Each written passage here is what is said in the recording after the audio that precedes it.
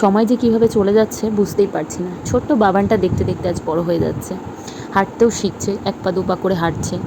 তো ভাবি রোজই যে একটু না একটু প্র্যাকটিস করব, কিন্তু সময় দিয়েই পারছি না। কিভাবে যে সকাল থেকে দুপুর হয়ে যাচ্ছে, তারপর বিকেল, তারপর যে রাত, কিছুতেই বুঝতে পারছি না। তো অনেক দিন ধরেই ভাবছিলাম যে একটা ব্রাইড আর গ্রুমের একসাথে অ্যাটাচ করা একটা মেহেন্দি আর্ট করব, কিন্তু ভেবে ভেবেই সময় আর হয়ে উঠছিল না। তো আজকে ভাবলাম যে একটু মেহেন্দি প্র্যাকটিস করা যাক।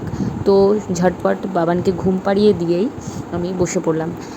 ক্যামেরার বাইরে হচ্ছে ফেসের ফিগারের ড্রগুলো করে নিয়েছিলাম, তারপর শেডিং দিচ্ছিলাম ক্যামেরার মধ্যে।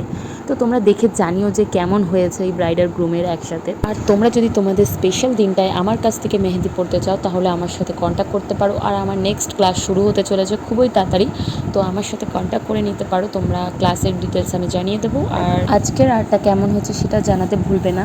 Tata, bye bye.